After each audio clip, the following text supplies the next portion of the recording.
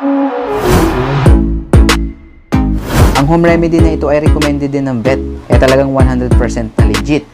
Kung mayroon kayong probiotic supplements for dogs, dahil ito ay mayaman sa fiber. At syempre, masustansya din ang gulay na ito. Yo, what's up? Welcome to my vlog and welcome to my channel. Kamusta kayo mga ka-dogs? Mga ka-dogs, ikaw ba'y naniniwala sa mga home remedy para sa ating mga alagang aso? Kung naniniwala ka, mag-stay ka dito sa YouTube channel ko. Dahil siguradong marami kang mapupulot or matututunan ng mga iba't ibang klase ng home remedy para sa iyong alagang aso. Siyempre, gusto ko lang sabihin sa inyo na hindi ako doktor. Ako ay simpleng dog lover lamang. Ang mga remedy na sinasabi ko dito ay walang sapilitan. Pwede mong gawin at pwede mo ding hindi gawin. Pero isipin mo ang kaligtasan ng iyong alagang aso. Kung talagang duda kayo sa mga remedy na sinasabi ko, dapat mag-consult na agad kayo sa vet clinic para mailigtas nyo ang inyong alagang aso. Mga ka-dogs, meron akong ibabahagi sa inyo na simpleng home remedy para sa simpleng pagtatai ng ating mga alagang aso. Ibig sabihin ka-dogs, simpleng pagtatai lang. Or baka may nakain lang na hindi maganda, kaya nagtae siya. Pero kung hindi na simple yung pagtatay, may kasama na itong pagsusuka, matamlay, walang ganang kumain, mayroon tayong ibang home remedy para doon. Pero ang pag-uusapan natin ngayon dito ay simpleng pagtatay lang ng ating mga alagang aso.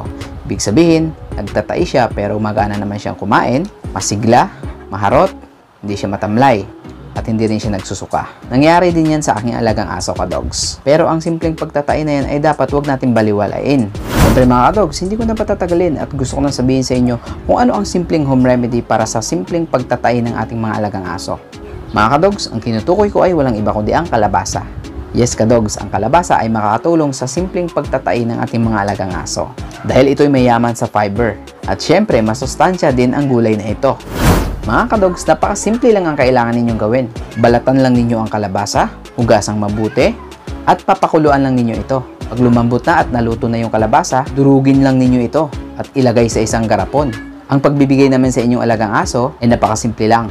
Ihalo lang ito sa kanilang pagkain. Pwede nyo silang bigyan ng 1 hanggang 4 na kutsara. Pero syempre, sa unang bigay, dapat 1 kutsara lang munang ibigay nyo. At sa susunod, kung nagustuhan niya ito, pwede nyo nang gawing 2 kutsara hanggang sa maging 4 na kutsara na ang inyong ilagay dun sa kanilang pagkain.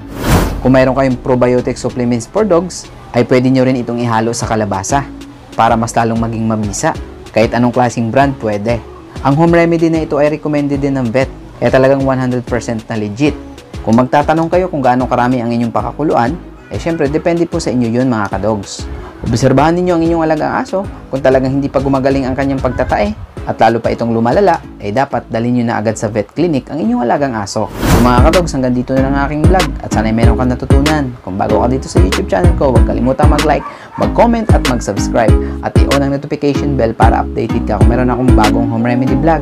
Tulad ng lagi kong sinasabi, pag maagapan, mas malaki ang tsansa na mailigtas mo ang iyong alagang aso. Turing natin silang kapuso, kapatid, kapamilya. Ingat po tayo lagi mga ka-dogs!